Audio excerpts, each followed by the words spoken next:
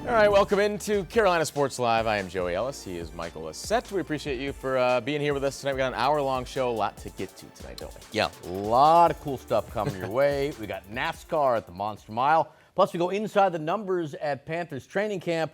We start with Buzz City in Sin City. Hornets playing for a Summer League championship right now.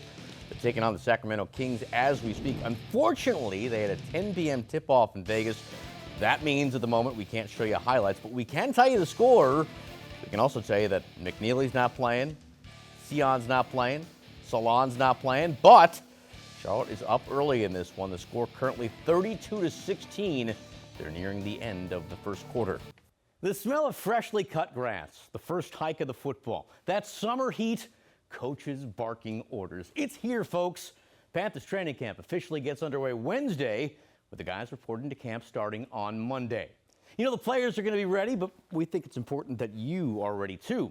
So without further ado, let's talk training camp by the numbers. The first number is 0.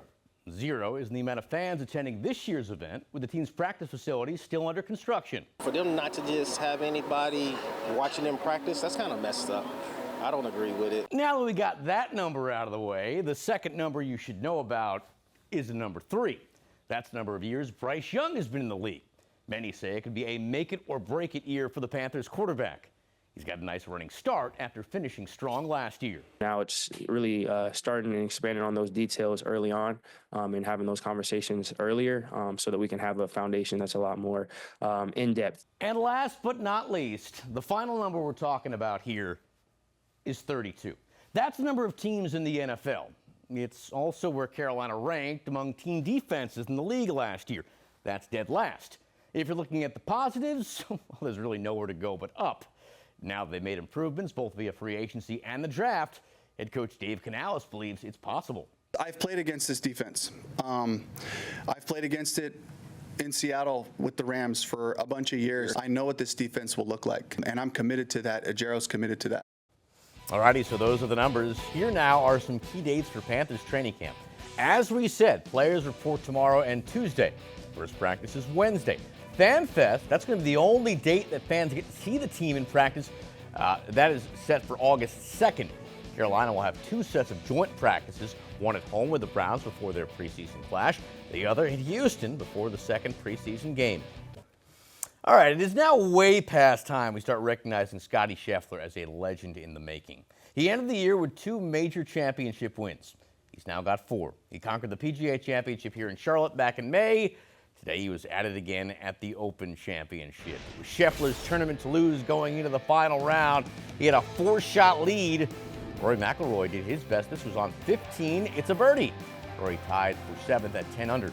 Here's one guy that had it way wrong. Phil Mickelson said going into the year he didn't think Scottie would even win an event before the Ryder Cup in the fall. Jeez. Phil went 1 over, tied for 56. In the end, no one was catching Scottie. He birdied 3 of his first 5 holes, and outside a double bogey on 8, it was pretty much smooth sailing the entire day. He'd par 18, going 3 under for the round, 17 under for the tournament.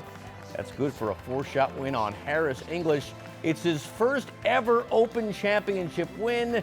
Afterwards, everyone wanted time with the winner, and that included his son, who did his best to get up there on 18 for the celebrations. It's a major championship. You don't know what's going to happen. The golf course is challenging. I mean, I made a double on a hole where I felt like I was going to have a good chance to make a birdie, and you just don't know what's going to happen. And so it doesn't ever really feel like the tournament's won sometimes until the ball's in the hole. Golf's a funny game, and you got to stay focused for the entire tournament. And, I did a good job of that. All right, so I know his career is ongoing, but if we could create a pantheon, I mean, where do you see Scottie Scheffler showing up among the greats? I mean, he's right. I mean, Rory gets more fame, but now he's right there with Rory in terms of major championships. And he's still building a resume. He's still getting it. He's still scratching. The big knock on him initially was, can he win away from Augusta? Because he had only won there, and now he's won 3 of the 4 majors. Him and Tiger Woods have the same exact amount of days, 1,197, from winning Major 1 to Major 4. So he's right there on par with arguably the best to do it in the sport, Tiger Woods. And you're a big golf guy, so why doesn't he get the pub? He just doesn't have the person. I mean, as you see, I mean, he's very family. Or I'm not saying Tiger Woods isn't. You need but you're telling him that he needs like an injection of machismo to be that guy, the popular guy. I mean, for our sake, maybe to talk about it, but like for anybody who's actually just watching as a pure golf fan, Yeah. I mean, he's far and away the best player on the tour, and he's the most clutch, as we've seen. Rory obviously gets the monkey off his back when he wins the Masters there, but kind of just, he's so interesting in his own right, but Scheffler is just so darn talented, and it's kind of seen it budding since he won that first Masters, and now he's putting it all together, and it seems like he's a threat to win every single weekend. All he needs is the U.S. Open, and he's He'll got get the it. He'll career get it Grand very Slam. soon. All right, we'll be looking forward to it. Connor Zilic, we're looking forward to this. He sure does not drive like a rookie. The 18-year-old does it again in the Xfinity Series, conquering the Monster Mile. We're going to hear from Zilic next. When you met with Converse for the first time, you were presented with two ideas. Right. One was to be a creation of Larry Bird and Magic Johnson. They were mad Exactly. scientists. Exactly. And the other was Grandmama. Exactly. Why did you think that was going to be a great idea? Because it was, but that was a big risk. Grandmama took off, no problems with it, but I still believe that Converse commercial with me, Magic, and Larry Bird would have been awesome. Oh, what could have been. Not just about Larry Johnson's commercials, but his entire career. Instead, Grandmama left Charlotte in 1996 and never looked back. Does he have regrets? It doesn't sound like it. But as he told me recently, he does have fond memories of his time in the Queen City. I feel like this should be a holiday. Larry Johnson is back in Charlotte. This does not happen very often. How good does it feel to be back in the place that you helped put on the map back in the 90s? Feels awesome. You say it doesn't happen very often. I hadn't did a lot with the Hornets, but I've been back. I was talking earlier, Muggsy, Dell, I play in those guys' golf tournament, still pretty good friends of mine. So love Charlotte, love the city, it's awesome. So been back a couple of times. I just been under the radar when I come back. So just clear it up, because I mean, there's I know you posted something on social media a couple months ago. I mean, do you still have fond memories of the area? I know it didn't end the way you wanted it to, but when you look back on your time here, do you think positively? Absolutely. When I was playing for Charlotte, Alan Bristow, my coaches, that set my pedestal for me. Rookie of the year, my first year, All-Stars when I was here. Nothing but fun memories. Again, you said something about how it ended.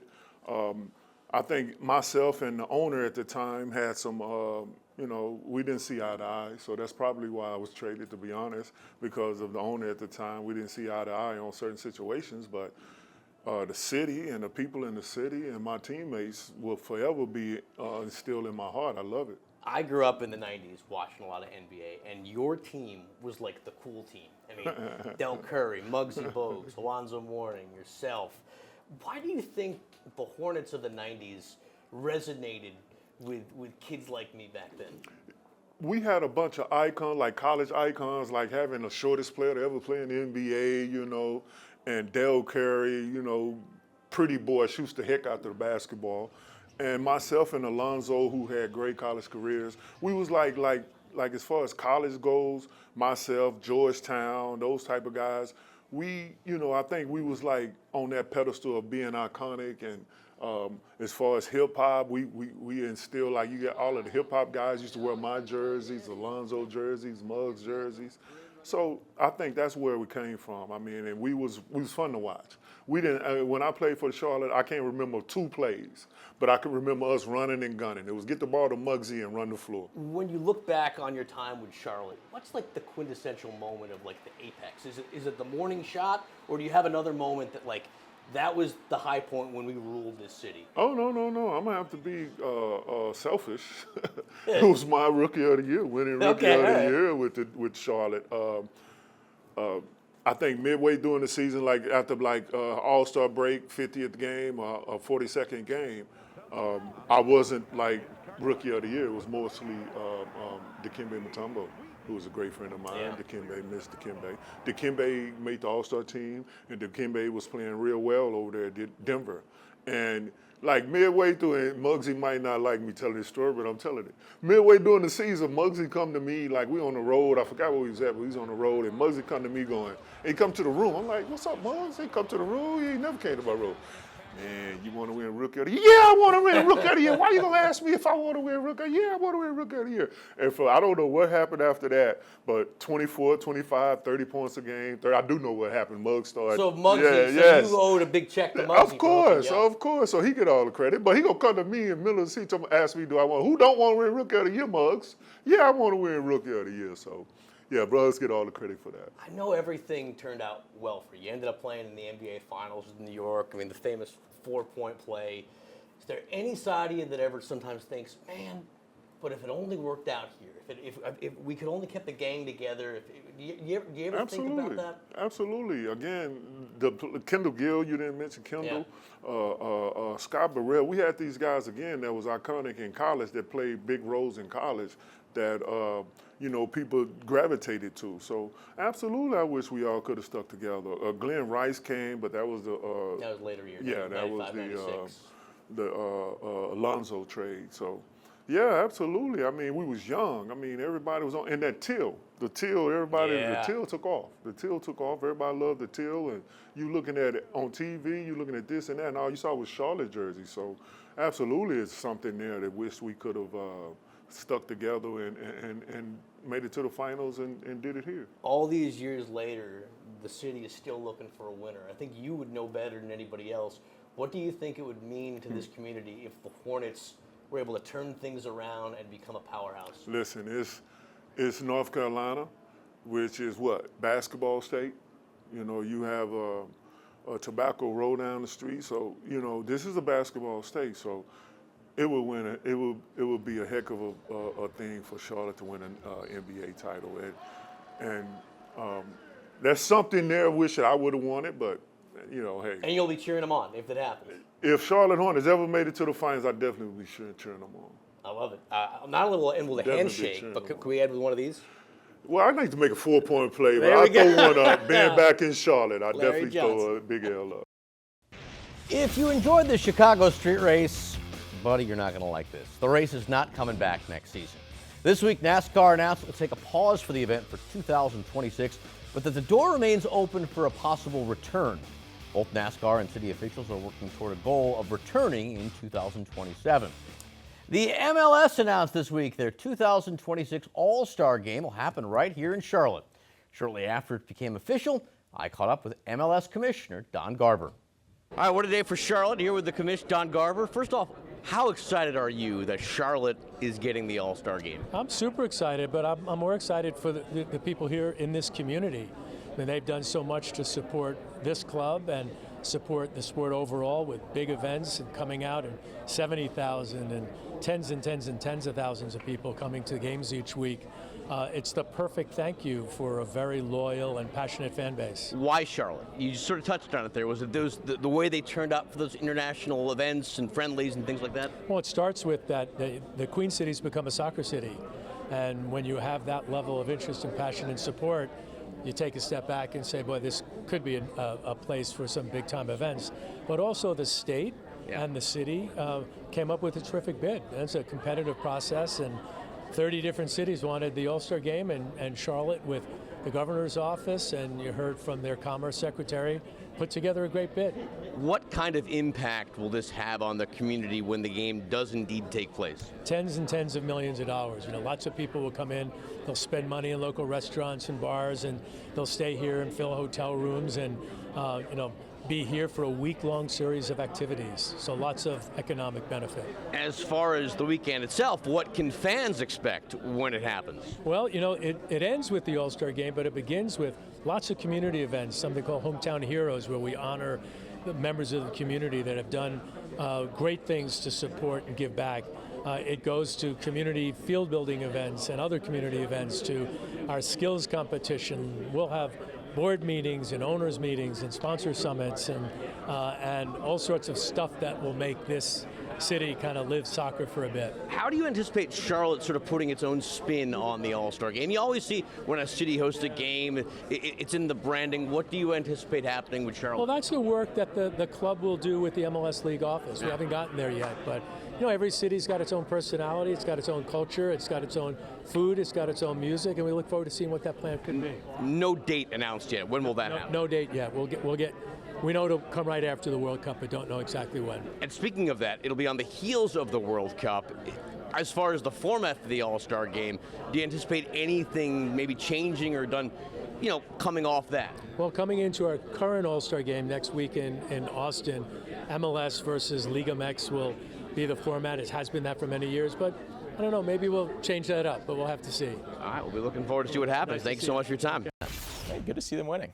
Hopefully it won't affect, road conditions. Yeah, we don't need any more traffic or unnecessary accidents or anything in between. But yes, all right, Mike. Carolina Crown time now. We got time for just one, so honor's all yours. And this is one you're going to like. It's going out to Victor Wembanyama because this guy can do just about everything. He can dunk, he can block shots, but that's not all. He's also a big chess player. And today in France, the big man hosted his own chess tournament. It's called the Hoop Gambit, which, and I'm sure you know this, it's a play on both basketball and chess terminology. Pawns and rooks, beware. Victor Wembanyama is not messing around. Wasn't it? It was him as well, wasn't it? Yeah. Something went when it was him, like a New York. Yeah, he park. played He in was the playing park. whoever, and people were lining up and playing him, and he was schooling all of them. Yeah. So he's not just good on the court. He's is not what like, you're he's like saying. Bobby Fischer. He's like a prodigy with tennis and, I wish we were seeing him in summer league. but Are you a big chess guy or no? No, I don't. I couldn't tell you the first. What do rule you about like? chess. Just random hobbies, activities. Our Tuesday morning runs at Fraser Park. playing Okay, basketball. But crazy. anything like involving Every that. time I do a crack, I'm like, I don't do that. I don't like that. Well, I'll see movies. I'm a simple. I don't have the attention span for movies. I've been working with him for a year. I don't know anything about the guy. Oh, stop it. All right, for Joey, I'm Mike. Have a good night.